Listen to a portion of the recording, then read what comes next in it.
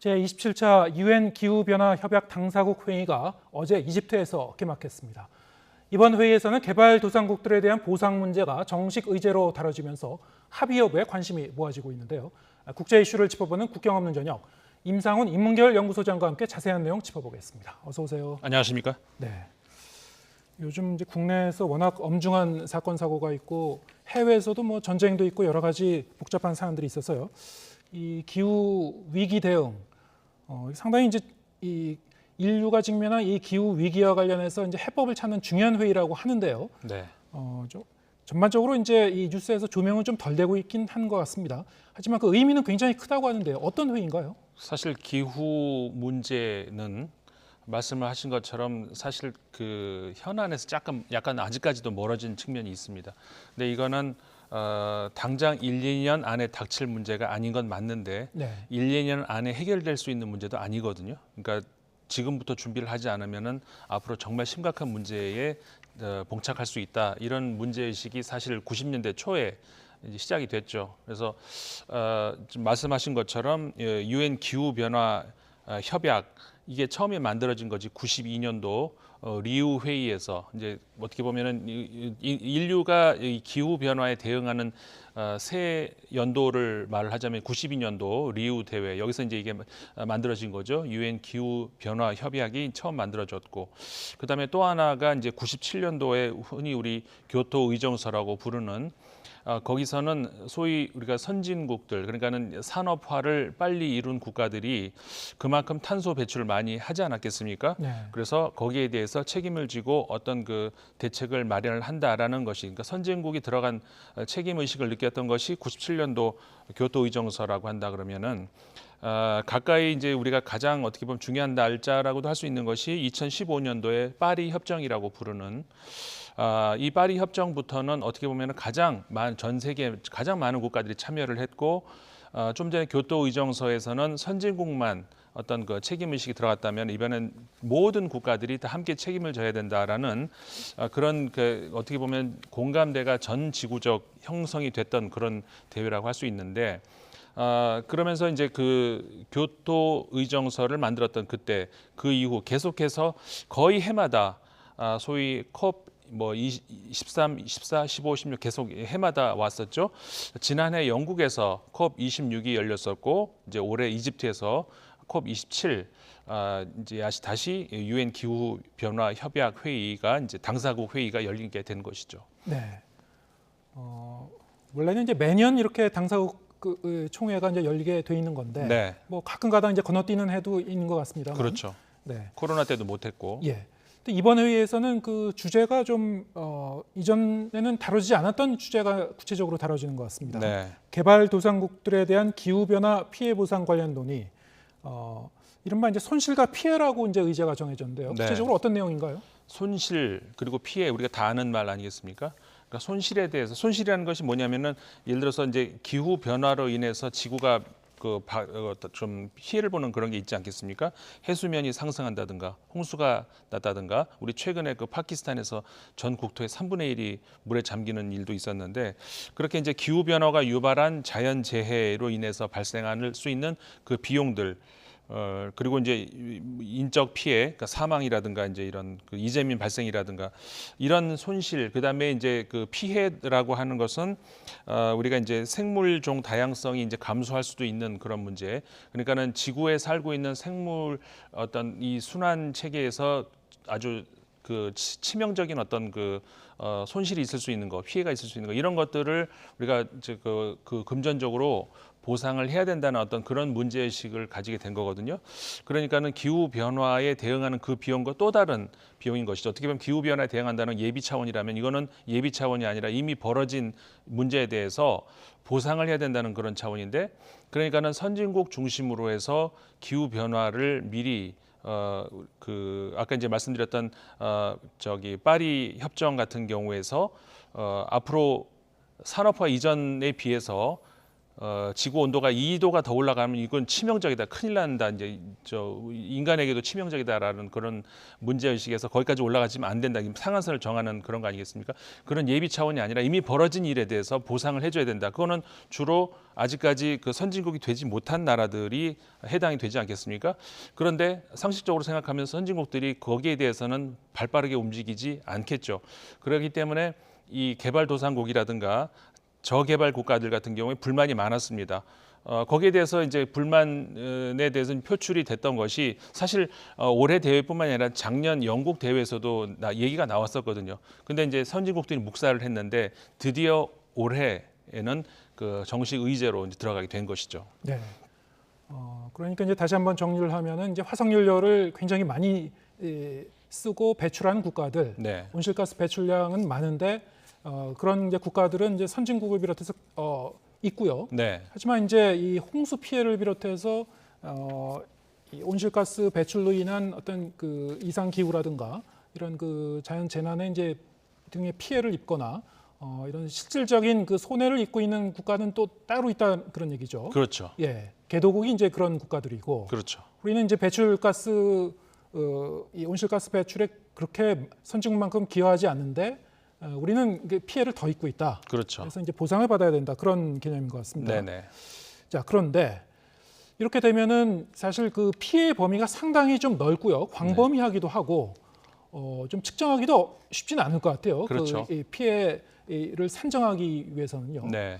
그래서 여러 가지 이제 그 경계와 기준을 이제 정의하는 게 이제 쉽지는 않을 것 같은데 이렇게 되다 보니까 실질적인 지원책도 뭐 구체적으로 이제 제시하고 합의를 이루기가 또 쉽지 않을 것 같습니다. 그렇죠. 이제 아까 말씀드린 것처럼 사실 지난해 대회에서 문제가 제기가 됐었지만 묵살당했고 이 올해 처음 이제 그 기본 의제로 들어갔다는 데 의의가 있지 않겠습니까? 네. 그러니까 올해 모든 대책이 나온다는 것은 우리가 이제 기대를 하기 어렵다 하더라도 이게 이제 준비를 해야 되는 그런 거거든요. 왜냐하면은 이것을 선진국이 계속 묵살을 하면은 개발도상국이라든가 저개발 국가들 같은 경우는 그럼 우리도 할 수 없다.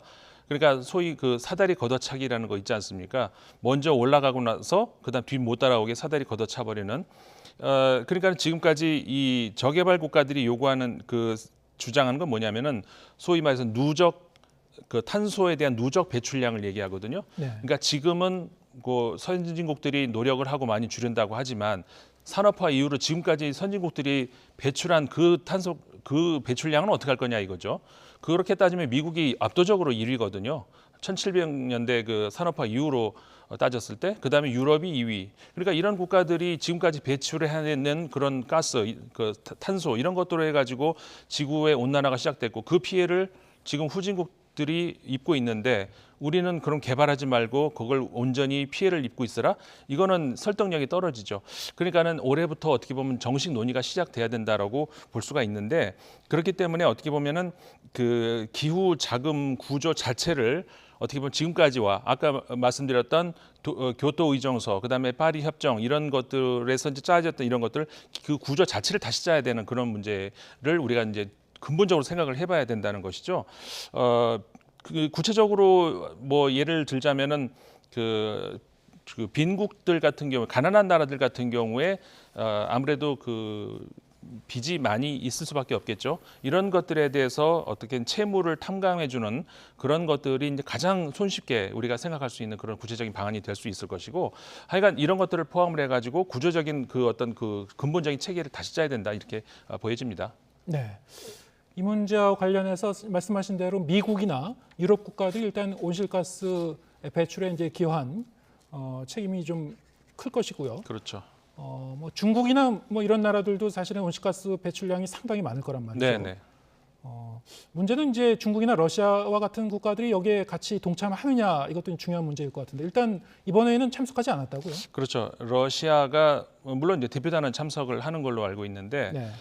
이제 정상이 국가 정상이 참석을 그렇죠. 했군요. 국가 정상은 참석을 하지 않습니다. 중국도 참석을 하지 않고 미국 바이든 대통령은 참석을 하고 영국도 처음에는 이제 그 수낙 총리가 안 가기로 했었는데 뒤늦게 이제 참석을 통보를 했고 네. 이렇게 되면서 모든 국가들이 결국은 참석을 해야 이제 의의가 있는 것인데 사실 국제 협약이라는 것이 그렇지 않습니까? 국제법이 물론 있죠. 하지만 그 협약도 있고 뭐 조약도 있고 다 있는데 그런 것들이 국가들을 통솔하는 상위 어떤 그 기구가 있는 건 아니잖아요. 네. 협의에서 그리고 강대국들이 어떻게 보면은 예를 들어서 그 무역에 있어서 어떤 불이익을 준다든가 이런 식으로 이제 그 다른 국가들을 끌어오는 그런 식이었는데 미국부터가 파리 협정에서 탈퇴했다가 들어왔다가 이렇게 하고 있지 않습니까?